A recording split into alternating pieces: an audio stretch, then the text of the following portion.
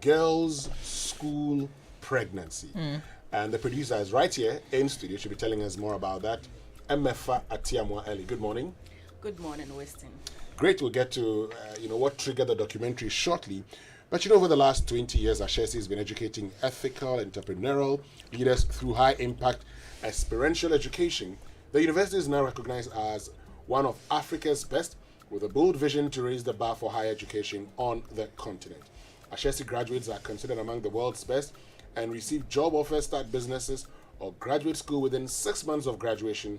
As Ashesi celebrates 20 years of impact and excellence, learn more about the university at ashesi.edu.gh. Remember, admission is ongoing. Ashesi University, 20 years of educating ethical and entrepreneurial leaders in Africa. And nominations for the 6th edition of your esteemed Ghana Energy Awards is officially open under the theme Global Decarbonization, a just and equitable energy transition in Ghana. Categories for this year include the Energy Personality of the Year, CEO of the Year, Eco Innovation Business Award, Energy Institution of the Year, Sustainable Energy Partnership of the Year, Energy Company of the Year, also Energy Think Tank of the Year, Sustainable Energy Partnership of the Year, Rising Star, Energy Reporter of the Year, and many more categories. To file nominations, visit GhanaEnergyAwards.com. The Ghana Energy Awards is endorsed by the Ministry of Energy and the World Energy Council Ghana. Industry partners are Volta River Authority, Bui Power Authority, Ghana Gas, National Petroleum Authority, My Energy Technology, Energy Commission, Sanana Sogli Power, GOIL, Bulk Oil Storage and Transportation Company, Electricity Company of Ghana, also Talo Ghana, Public Utilities Regulatory Commission, COPEC Ghana, and Hendan Transport and Logistics. Validation is done by Mazers Ghana. Please call 055-930-0631 for sponsorship or enquiries. Ghana Energy Awards, redefining excellence. Now, you sinking in your bed? Is your mattress failing to give you the safety and comfort you deserve?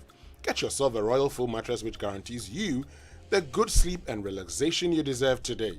As space setters, we have attached pillows to the mattresses you buy for free. Get this offer in all our showrooms and sales outlets across the country. Don't be left out. Royal Foam wishes to say a big thank you to you, all our loyal customers, for making us win the Silver Award at the 12th Ghana Business and Financial Service Excellence Awards. Please call us on 0202 271,000 for enquiries. Royal Foam, rest assured. So let's get to our hotline documentary for today. Girls' school pregnancy. And we're joined here by Emefa Atiamoah-Eli. So, stigmatization is threatening the Ghana Education Services school re-entry policy for pregnant adolescent girls and adolescent mothers.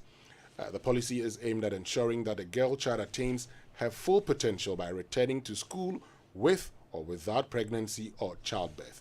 Even though local school authorities are doing their best to sustain the policy, poor community support is slowing down the expected outcomes.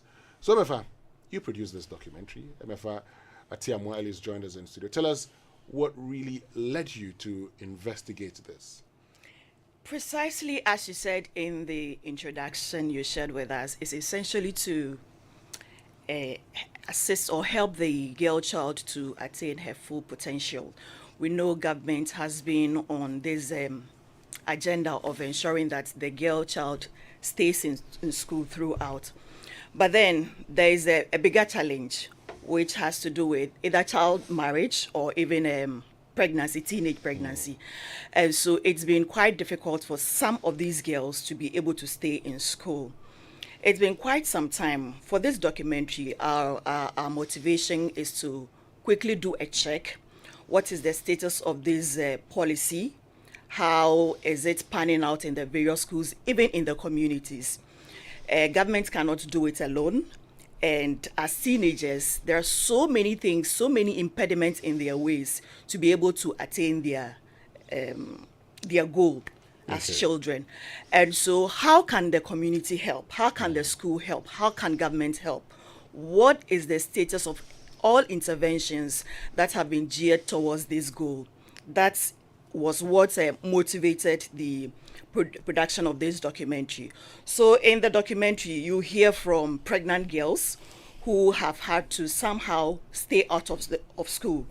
Not that they wanted to, but the environment practically is unfriendly.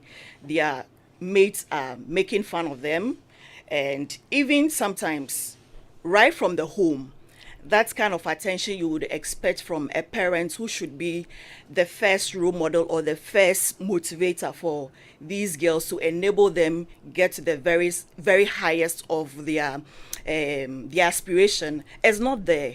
And so yes, I want to be in school, but the situation around me, the environment, home, school is not there. So it's kind of difficult for them.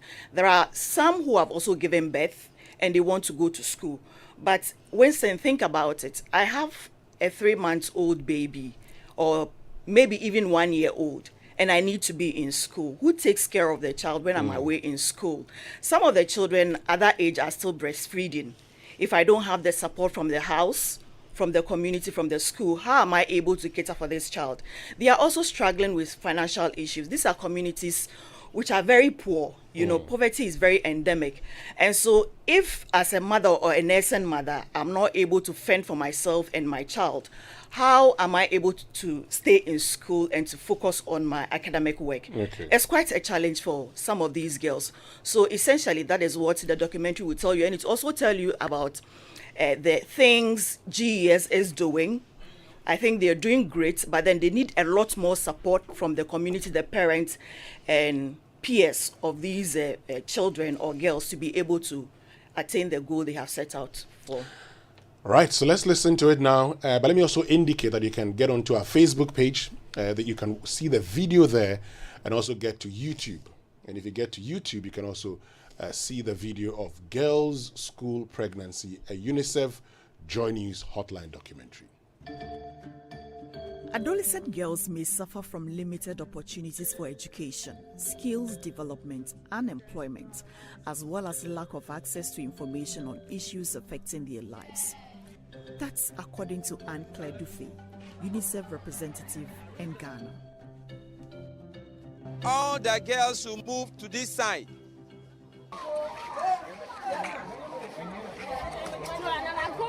Retaining the girl child in school and empowering them to acquire the highest level of education is a major challenge in Ghana. Teenage pregnancy and child marriage are two of several factors which are hampering national efforts at tackling the difficulty. The consequences of these phenomena on the girl child either make them drop out of school or delay their pursuit of academic excellence. This documentary, Girls, School, Pregnancy, focuses on the lives of some pregnant adolescent girls and adolescent mothers, their quest to return to school, and how society is helping them or worsening their situation. Data from the latest multiple cluster indicator survey show that teenage pregnancy is most prevalent in Ghana's Upper West, Upper East, and Volta regions. In the Acquah North District, figures are higher than the national average. So we travel to Abedakba, one of the communities in Acquah North, where teenage pregnancy is very common. In the Volta region, 6,000 girls were impregnated over a 2-year period. Social workers particularly are very concerned about the figures. They are working with local school authorities, parents, and community leaders to end the problem. Daiwilpe is the Volta Regional Director of the Department of Gender. She leads a team comprising officials from the Ghana Health Service and the GES to hold a special training session for pregnant girls and adolescent mothers. Among the objectives of the training is to encourage pregnant girls to return to school or take up a vocation to secure their future. It is also to empower adolescent mothers and pregnant girls on the forms, implications, and prevention of sexual and gender-based violence and child marriage. Nearly 30 pregnant girls and adolescent mothers in Ave are participating in the session. Acquah North happens to be the highest recording district in the Volta region. Currently, Acquah is recording about 22% of adolescent pregnancies. What is more devastating for me is that about 4.5% of those pregnancies are children below 14 years. 16-year-old Joyce Achu is among several adolescent girls who got pregnant while in school. She left school when she was 8 months pregnant at the time. Her uniform wouldn't fit anymore and she couldn't afford a new one. She plans to return to school after giving birth and nursing her child for at least 2 years. I was quite disturbed when I realized I was pregnant, but it didn't occur to me to abort it. I went to see my headmaster for permission and he allowed me to go home so I can deliver and then return to school. Joyce is now her mother's responsibility, as is typical of teenage pregnancy stories. Her father is upset and will use any excuse to kick her out of the house. Her 22-year-old boyfriend has also refused to take responsibility for her because Joyce's mother has refused to let her live in with him. My parents led me to see his parents, but he refused to take responsibility. He told me that it was not his decision. His mother said since I will not live with them to help him, then they will not let him take care of me. She participated in the Adolescent Reproductive Health Workshop organized by Daiwil and her team. She says she has learnt a lot. I regret not taking the injection. I wouldn't have been pregnant if I did. Grace Acquah, 14, also took part in the teen pregnancy workshop. She's 3 months pregnant for her 16-year-old JHS3 boyfriend. Grace's boyfriend has also denied responsibility for the pregnancy. His parents refused. They said their son doesn't go out, so we went to see the chief, but we were told he had traveled. Grace's pregnancy is the sole responsibility of a parent until the chief returns. In poor communities like these, the likelihood of Grace's parents pressuring her boyfriend to take responsibility is high. Gender-based violence, among other things, is made possible by this situation.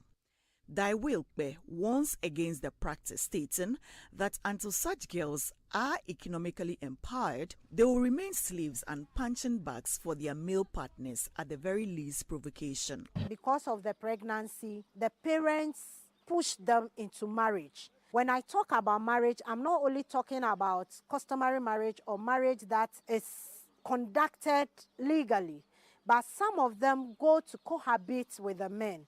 And unfortunately, this worsens their case because once they are not economically empowered, they are subjected to the rules and the dictates of the man. And so some go through serious abuses. Some go through sexual abuses, economic abuse. They are not able to take control of their lives, and this can affect them. 16-year-old Mercy Murray is 8 months pregnant for a 22-year-old neighbor. Sadly for Mercy too, the boy who impregnated her is not financially independent. Mercy says, beyond the mockery she suffers from her mates in school, her father always threatens to throw her out of the house at the least provocation. My uniform couldn't fit me anymore, and my friends also used to tease me. That's why I dropped out. I sometimes feel very sad because of the manner in which my parents treat me. Is the boy who impregnated you able to take care of you? No. So why did you sleep with him? I also didn't know it would turn out this way. Among strategies government is employing to reduce teenage pregnancy Is the boy is who the impregnated introduction and scaling up of education on adolescent reproductive health. Despite these interventions, a number of these adolescents still ignore the preventive strategies because of misconception and sometimes lack of access to these services. According to the 2017-2018 Multiple Indicator Cluster Survey, Quote, adolescent girls are more likely to have ever had sex than adolescent boys, with 1 in 10 having sex before the age of 15 as compared to about 1 in 14 boys. Out of this number, only a minority have their contraceptive needs met. Unquote. The study further states, quote, the majority of adolescent girls who have had sex do not use any method of contraception, with levels consistently low across the areas of residence and household wealth. Those who do use contraception are 3 times more likely to use modern over traditional methods. Unquote. Joyce, Grace, and Mercy fall within this bracket of adolescents who lack knowledge in contraceptive needs. Some of the stories you hear about the family planning methods and contraceptives are quite scary. Others say they put on weight, some lose weight, and some of my friends even said you can't give birth as a result. That's why I didn't consider any of them. The Ghana Education Service School Re-Entry Policy for pregnant adolescent girls, as well as teenage mothers, is key among interventions outlined in the 2018-2022 5-year strategic plan to addressing adolescent pregnancy in Ghana. Government of Ghana, through the Ministry of Gender, Children and Social Protection, with support from the United Nations Children's Fund and the United Nations Population Fund, is on an aggressive sensitization, awareness creation and education drive in various districts in regions with the most prevalent cases. The overall goal is to empower the adolescent girl to achieve her full potential even if they get pregnant. 18-year-old Dorcas Ejiwa was in class 6 when she was impregnated by her boyfriend, 26-year-old Foley Onassis. Dorcas is living a typical life of what happens to the adolescent mother. It's a market day in Acquah. It's a routine for Dorcas to assist her mother to sell vegetables every market day. She depends on whatever she earns from the market to take care of her 1.5-year-old baby and support her boyfriend with whom she cohabits. While busy attending to her mother's customers in the market every market day, her mates are busy learning in school. Her mother, 38-year-old Doris, is shattered at how life has turned out for her daughter. Sister, Sister,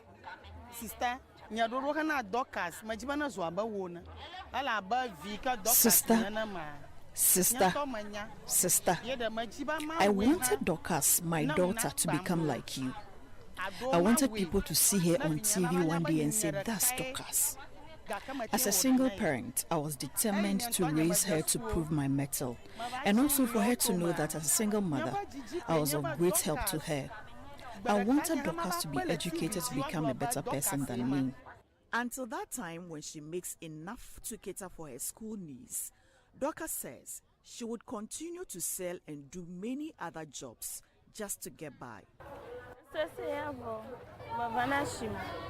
I come to support her so I can get money to support myself, the baby, and my husband. In spite of her struggles, Dorcas is determined to get her life back. There are days I don't have money for school.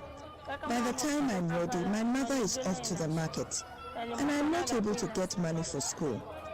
I come to support her so I can get money to support myself, the baby, and my husband. Have you regretted? Yes, to some extent. Was this the life you wanted for yourself? No. What did you want to become in the future? I planned to become a nurse before things turned out this way.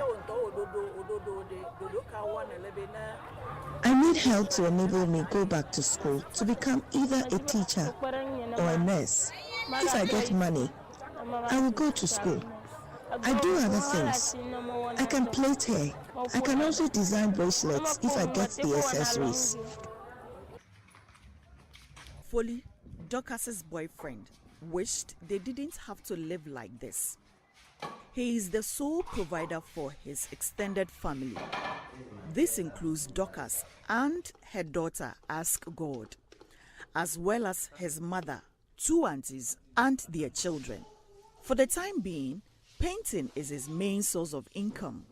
He says having a child with Dorcas has compounded his problems. The time she got pregnant, I've been getting more jobs that I've been supporting the house, but after her giving birth, I've been facing some difficulties, that the work is not all that coming like that.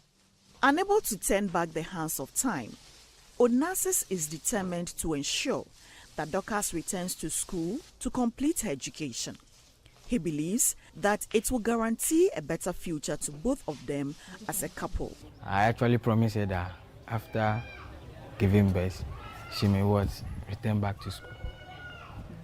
And after giving birth, the way the system has become, so painting is what we are depending on right now. So like when there's job, I do go to job. When I bring money, she used that money to go to school when the money got finished. Or maybe if I get a job and I'm bringing more money, that's where she do attend school more. But when there's no money, she go to the market and sell sometimes. A common feature associated with teenage pregnancy in Acquah, for instance, is cohabitation. A fair number of the girls who are pregnant or adolescent mothers are cohabiting with their partners against the will of their parents. Dorcas's mother stated that her daughter had recently left home to live with Onassis. She's tried everything to persuade her to return home, but she's been unsuccessful. Dorcas Avinye.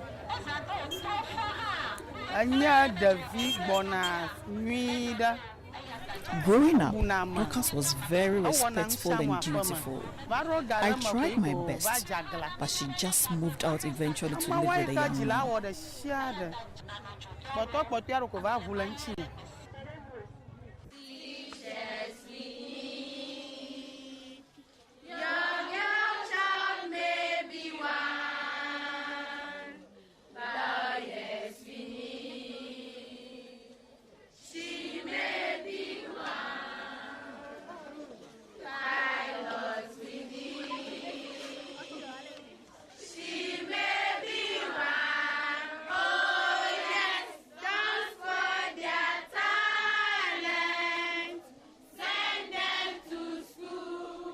As a young person, you must know that although your body belongs to you, when and how you have sex is regulated by law. The director of the Volta Regional Department of Gender, Dai Wilpe, in partnership with the Girl Child Education Unit of the GES, are holding mentoring sessions for teenagers at the Acquah DAGHS. This program is put together with girls like Dorcas and her mates in mind. Dorcas goes to school here. Today, however, she's absent from among her mates because she's at the market assisting her mother in making ends meet. She's undoubtedly missing out on all this informative and constructive session. The same is true of regular school hours. While her colleagues are in class, she's preoccupied with wifely and motherly responsibilities. By the time she's through with all of that, the day is past and there'll be no school. Apart from Dorcas, 16-year-old Charity Azamati is also nursing a 1.5-month-old baby girl. Just like Dorcas, Charity left school 4 months before having her baby. She cohabits with the baby's father, who still lives with his parents. Her child will be named today.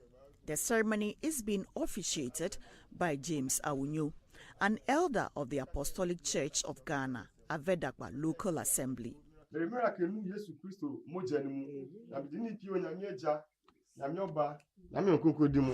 Amen. Oh, amen. Sharing his experience on how challenging the school re-entry process could be, Mr. Awunyo says it's far rewarding to get the student's mother back to school regardless the stigma. Happy to be a victim. My own case, it wasn't a teenage pregnancy though, but it happened in that way. And the girl was in SS before the thing happened. There were two. And let me see, we played some small bad boys game, and the two of them got pregnant. And all of them for you? Not for me. For another one? We are friends. Okay. And we went with that. We did that small thing, and it's happened like that. But I'm happy to send my own back to school. Okay. At what point? After she has lived 1 year, and I can say that it has really helped me. My wife is a teacher now, holding a degree in education. I was encouraging them that they should send a girl to the school. All hope is not lost. Yeah. Charity's partner, 23-year-old Destiny, is a sales boy in Accra. He goes back home occasionally to visit his family. It was during one of such visits that he got Charity pregnant. But from all indication, the couple have been having sex for close to 3 years without protection. He, however, regrets his actions. You were not having sex so that you became pregnant? No, I was scared, but you were scared. Yeah. So why didn't you think about either condom or those things to stop you from getting her pregnant? Okay, that would be my fault. Not using the condom or telling her to do family plan or something like that. That would be my fault. Why? Why are you saying it's your fault? Because I didn't use it. Did she ask you to use it? Nah. But me not making ready makes me that I did a mistake. Yeah. Unlike his peers, he has accepted responsibility and will go all length to demonstrate to his neighbors that he is now a father and very capable at that. I had this conversation with him regarding plans to outdoor his baby miracle. Why do you want to do the outdooring? I want to play music, cook, then share to everybody for them to, because people don't think that I can do it. So I want them to see that I can do it. And then when they see that you can do it, how does that make you feel? I will feel proud because I'm now a father. Let me say it like that. So that is what makes you a father? Yeah. Don't you think that is putting unnecessary pressure on yourself? I don't think so. As the school anticipates Charity and Dorcas's return, it has a responsibility to create a welcoming environment for both mothers. It must be free of stigma and discrimination. Augustina Mojaka oversees the Akachi District's Girl Child Education Unit. If you take 3 pregnant girls, you realize that it's only 1 who is in school, 2 are not. So we check on them, monitor them to make sure that they come back to school. Some of these girls, they don't want to leave the boys and come back to school. Some, immediately they get pregnant, they leave their homes and go and stay with the boys. So it is the boys that are now directing them, whether they should come to school or not come to school. So girls with these issues, we find it very difficult. She also talks about the real situation in the school environment.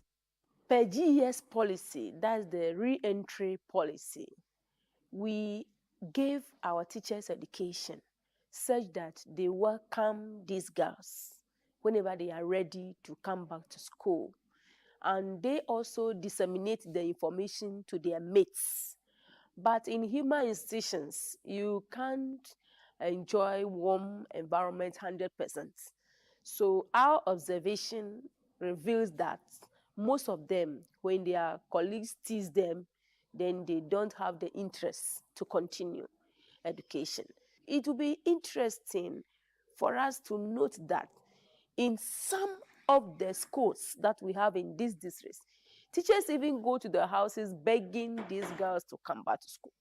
Some come and some do not. Some of them are not willing to come. Some of them are finding it difficult to adjust. It's like they have not forgiven themselves. So they feel comfortable staying at home, which doesn't help us. Head teacher of the Avedakpa DAGHS, Gershon Amedome, is also keen on having the girls back in school. As part of this arrangement, he occasionally checks on both Dorcas and Charity to make sure that aside being healthy, they have not forgotten about plans to return to school. Today is one of his visiting days, particularly having missed out on Charity's baby's naming ceremony. I go. Okay. I'm la fama. You follow ma. You follow. Charity. Okay, forces here. According to Ghana's UNICEF representative Anne-Claire Dufay, a focus on adolescent girls is also critical to the success of the 2030 Agenda for Sustainable Development. The GES is very focused on achieving this agenda. Augustina Mojaka outlines some of the strategies they have been employing to get these girls back to school. Intensifying education of their peers, to let them understand that what has happened to their friends can easily happen to them if they are not careful. So they should try to accommodate them while they are in school. It's general knowledge that the lack of parental control is accounting for the problem. Augustina and Gershon Amedome say they've been engaging members of the community with the support of NGOs to address the parenting factor. We are grateful to UNICEF, UNFPA, International Needs, Savannah Signatures. They are all doing their best, especially UNICEF. They have motivated 4 departments to come together as a child protection team. So we go out to talk to the parents so that some of them may be out of ignorance. They don't exercise that parental control. Parents don't have time to sit with their kids so that matters bothering them, they can share with their parents. And so what we are doing is that we call PTA meetings, we engage the parents, have time for your kids. There are matters bothering them, make time for them, let them speak with you so that they can get relief. Combining schooling with pregnancy or nursing a baby is a daunting task for the adolescent girl. Issues of stigma, lack of family support, the physical strength and mental fortitude to sail through have been the main discouraging factors for victims. 16-year-old Mercy, for instance, has decided not to return to school because of the stigmatization she suffers from her mates. Also, she has her father to deal with at home for wasting his investment in her and dashing his hopes. She says, proud to attending the pregnancy workshop, she used to feel sad and depressed because of the hostility she's enduring as a result of her pregnancy. Joyce and Grace share similar stories. These situations, according to Daiwilkbe and Gershon, have become another area of major concern for attention. They've been considering possible options to make it less stressful for the adolescent girl, either pregnant or nursing a baby while in school. We've started a pilot program on community parents advocacy groups. So this group we are establishing is supposed to be a parents group that will meet monthly to discuss issues of parental responsibilities, issues of supporting their adolescent girls, children, especially the girls, issues of pregnancy and how to support the children to go back. There's much to do in this area as we are welcoming them to school. There is no place where maybe somebody who is going to carry the baby will see a conducive place for you to go and breastfeed. With these efforts steadily underway and well sustained, the future might certainly not be that bleak for Ghana. Ghana has made a choice in protecting the adolescent girl against teenage pregnancy. So far, it looks like it is definitely on the right path to making this dream a reality.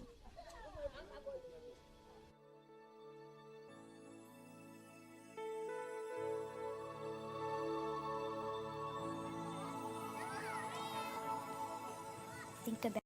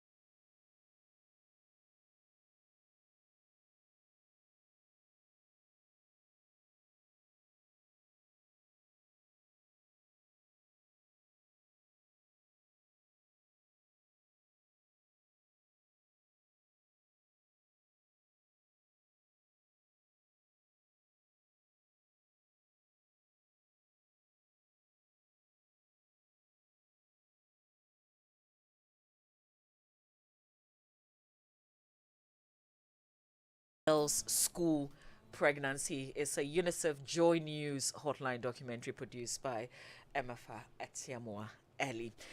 Well, EduWatch, which is an NGO, disclosed, I think it was last year, that over 500,000 teenage girls in Ghana got pregnant between 2016 and 2020. Actually put a figure to what we record annually. That's over 100,000 junior high school girls getting pregnant each year across the country. You've heard very disturbing details in terms of our young girls, sometimes below the age of 14, getting pregnant. Let's have a conversation on the back of all that we've heard in this documentary. Thankfully, we have the Director General of the Girls Education, Ghana Education Service, Benedicta Tenisedu, Director General, Girls Education. Director, Girls Education, no General. Well, thank you. Thank you for your time. But this is something that you've been dealing with across the country. I remember we told a similar story in the world. This was the Central Region about 2 years ago, and it was so heartbreaking. I wanted to immediately do something, and I didn't even know how to help, because there were 10-year-old girls carrying babies. So these are children carrying children. How do they even take care of children? And I was also thinking about the angle of prosecution. If we have over 100,000 girls, young girls below 16, getting pregnant, that's defilement. Yes. You can't say that they consented to it. There's not even an issue of consent. So I was wondering why we're not having 100,000 prosecution also going on, but that's a whole different matter altogether. But first of all, is your own findings different from what we've just shared in this piece? No, it's not different. The pregnancy issues are all over the country, and we've been struggling with it, because our unit is to promote girls' education, retention, so they can transition and become great women in future. So pregnancy is a hindrance, it's a barrier, it's trying to distort whatever we are doing for the girls to get to where they are supposed to get to. So the problem is the same. What we have seen, I don't think it has been massaged. It is the actual picture that is happening almost everywhere. Which region is recording the worst in terms of more girls getting pregnant? Okay, I don't have the details here. I decided I wasn't coming with pregnancy data because it's already known everywhere. But it happens everywhere. Every region has its share. Every district has its share. Every level has its share. Because we have some primary school children, because below 12, some are getting, we have primary, we have junior high schools, and maybe a few senior high schools. So the problem cuts across everywhere. So nobody is spared here. The campaign has been getting these girls back into the classroom, because we don't want the education to end just because they've given birth. How successful have you been since, I think, 2017, when you started this re-entry campaign? It has been very successful, because in the first place, the guidelines, re-entry guidelines, has come to streamline events. In those days, schools took their own discretion to bring the girls back, but now we have guidelines that when pregnancies occur, the schools know what to do. The guidelines are there, they know what to do. So starting from 2017, we made some successes. I can just share the details with you. In 2017, 2018, you know, our academic years is slash 2018. We don't have it just 2017. Right. So 2017, 2018 that it was rolled out, we had 2,720 girls going back to school. And I must say, these are reported cases. We may have some entering without being recorded, but this is data coming from RMS, Education Management Information Systems. That is where our data is collated. And then the following year, 2018-19, we had 3,212 girls going back, teenage mothers going back. And then the third year, 2019-2020, we had 4,937. an indication that the message was going down with everybody. And then 2020, 2021, we had 4,035. This year, we've not had the data yet. It's not yet been collated. So when we look at the 4 years, we had 14,904 teenage mothers going back. So all these girls would have gone into the drain. They would have been part of the dropout girls. Do they stay in the classroom though? There's one thing getting them back, but they actually stay? Yes, majority stay. You may have a few dropping because of challenges. Because when they go back, there are a lot of challenges. Because they give birth and they leave their babies and get back to school. At least 3 months, we expect that they go back to school. So who cares for their children is a problem. And some parents think that the girls getting pregnant is a disgrace. They have disgraced them. But they are not thinking about the reasons why those girls got pregnant. Good parenting will not lead into children getting pregnant. You may have a few getting pregnant even though their parents are doing what they should do. But majority of these girls is from poor parenting. Some parents are not doing what they should do. The basic needs are not provided. And these girls in search of their basic needs, there may be a boy or a man out there who would want to provide and will not give them, there's no free lunch anywhere, will not give them without having sex with them. Some even sanitary pads. It's a problem. And whether the girl has it or not, at the time of the month, menstruation will come. It doesn't care whether the parents are providing. The girl has, whether her background is not good, she's from a poor home, the menses will come. Right. And some have shared experiences just because of the sanitary pad. They went had sex for the person to buy them the sanitary pad. It's also... Joyce, if you could kindly position yourself, because I think we're struggling to hear you. So if you could kindly position yourself and speak up a little bit for us. Hello, is it better now? Yes, it's better now. Okay, so I was saying that beyond parenting, there are other factors that also contribute to the issue of teenage pregnancies in schools. One of them is, access to information that enable them to take informed decisions about their sexuality. It's one of them. Auntie Benedicta has also highlighted the issue of poverty. Sometimes the issues are that the money is just not there, the parents are not capable, and so it leaves the girl vulnerable to fall into the hands of any boy or man who seems to be providing the needs that the girl has. Also, we have gender norms that work against the girl child. All these things come into play to contribute to the issues that we have been confronted with. Okay. Now, Benedicta, you've talked about how over the past 4 years, some 14,000 have gone to school. And you say that's an indication that the policy is working. But there's another aspect of it. Some of these persons who do not want to go to school is because of stigma. Their fear is, okay, I'm going to go to school and everybody's going to be pointing fingers at me, even how I'll be treated as like I've done the unthinkable in the world. How are you dealing with that? First, from a societal point of view, as in engaging those who are stigmatizing against these girls, and two, how are you helping the girls in dealing with stigma? Thank you very much. We have coordinators all over. We have regional girls coordinators, we have district girls coordinators, and we have school-based coordinators for girls. So we have done training for these people, and we continue to sensitize them to receive these girls in school. So the sensitization is going on, and we want the schools to be very, very friendly, very welcoming, so that these girls, when they return, they can stay. So we are doing sensitization for heads of schools, teachers in the schools, and even their own mates, that when these girls return, they should receive them. Not to receive them because they had done something that deserves an award, but they have made a mistake, they have given birth. But we still have to receive them. We want them in the school so that they'll be part of us. So the sensitization is making some schools accept these girls and support them. Some are even sharing their notes with them to copy in because they've been absent for some time.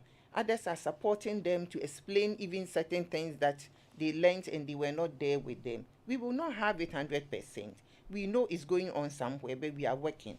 But I don't think we are where we used to be, that people had to just write pregnant girls off and then tag them as bad girls. Sometimes I ask, who are the bad girls? I may even say the bad ones are those who know the way to go and then abort the pregnancies, and they'll do it and go back to the school and sit down, and you think they are the holier than thou. Those who get pregnant are rather those who are naive. And who are we even to judge?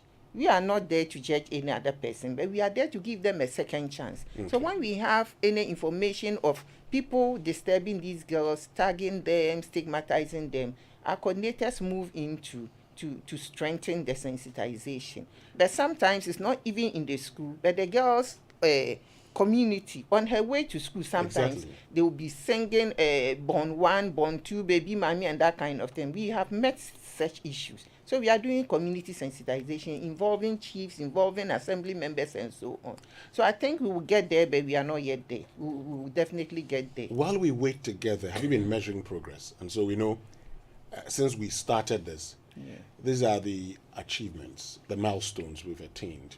And so we're changing the strategy, or we're continuing with the strategy. What has been the progress report and the success of these sensitization programs? We are succeeding. Those days, people felt when a girl gets pregnant, then that is the end. She's just destroyed for life. She should just drop out of school or be married out or that kind of thing. But now we are getting the cooperation from parents, some parents, to bring them back to school. So I think we are making progress. But are the schools themselves conducive for these young ones and the communities in which they live? Because you do know that in today's world, even workers have to leave their children in creche and all that. For these girls who are coming from very poor backgrounds and rural communities, what is in there for them? I mean, how are the schools made conducive for them? Can they carry their children to school? Who do they leave their children with? You know, when a girl gets pregnant, we invite parents. It is a collaboration. We bring in parents. First, they throw tantrums. They don't understand why the girl should get pregnant and then embarrass them. So we start sensitizing them on the need to take the babies, and then the girl will go back to school. So from the onset, parents are made aware of this. It is only the girl who returns to school and not the babies. We don't allow babies in schools. So it is support from everywhere. If the parents are not there to take the baby, any community member, I have seen instances that even food vendors in the schools have supported these girls by taking their babies. The crèches would have been the ideal, but that also goes with a cost. So how many of them can afford? Since many of these children just play around and get pregnant, how many of them? And even if they are responsible people who impregnated them, they don't want to show their faces. So it becomes a problem. And if it is a rural area, they may not have crèches. So we are just pleading with society to support them, not necessarily their biological parent, but any other person who can support them. And civil society organizations are also coming in to help us with this re-entry. Those who have the means to support them to get crèches will be grateful. Is there an option to take the children completely away from them? That one will be the decision from the girls' parents. And with our cultural values, I don't think it's going to be easy. Taking them will only be the responsibility of social welfare. And that one has legalities. They will have to go through some legal processes before the children can be taken. And I don't think the girls will say they don't want their babies. But it's just a struggle or a difficulty or a barrier. They don't have somebody to support them to take their children and to go back to school. So I remember following the Asebu-Kwamankese issue and also Elmina, where the children were exchanging sex for fish.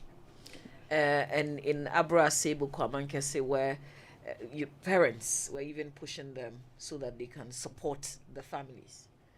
The bottom line, apart from the stigmatization, has also been poverty.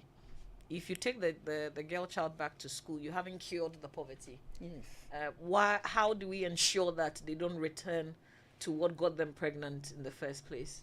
You know, that's what I'm saying, that we are working with civil society organizations, NGOs. Some NGOs around some districts go in to support these girls. But, you know, they are not evenly distributed. Those who have them, their problem is minimized. It is only areas that we don't have the NGOs to go in and support. That is why we have a problem. But UNICEF districts, they have come out with interventions. We had interventions in 5 districts at the northern region where they supplied scholarship materials for such girls. You know, we looked for very vulnerable girls that would have dropped out of school without support. And then one of the criterion was a re-entry girl. So those who re-entered, we supported them with educational materials, sanitary pads, school bags, uniforms, sandals, and so on. We gave it to them 3 tranches. We did that. And then there was another intervention in the 6 new regions. They have 47 districts. So each district, we identified 150 vulnerable girls. So in all, if we gave 150 girls scholarship in each of the 47 districts, that is about 7,005 girls that we gave scholarships, educational materials, and so on. Right. So such interventions also go on. Then we do stakeholder engagement with the SMCs, the PTAs, to encourage parents to be up and doing. We do those things. And then sometimes we have role model outreach programs with the girls to encourage them more to be focused on their education and then be resilient towards such temptations whenever they come across Right. them. Yes. Well, so we have done these things. And Okay. don't forget, government also supplies school uniforms and others also to them. But we cannot reach out to all the vulnerable girls. It's just a fraction of them we can do that. Right. to. Yes. Well, we will be tracking this issue. We're also interested in the number of pregnant girls who are writing this year's BEC. It's too early, Yes, we and understand, I said for the it's figures. too early to get the figures now. But by the end of it, they will have them. Those who are pregnant and those who are breastfeeding will have those figures. Okay. But these people would definitely go to secondary school if they pass the BEC. Right. That's our that is interest. the good news in it. Yeah. But in those days, they would have dropped out of school. Yes. So we'll keep tracking this matter and we'll be having a lot more conversation on this. The bottom line is we don't want any girl, even if they've given birth, to drop out of school completely. There's a whole life ahead of them. We want to say thank you for your time, Benedicta Teni-Sedu, Director, Girls Education with the Ghana Education Service. We also had Joyce Odame, Child Protection Officer with UNICEF. There's still more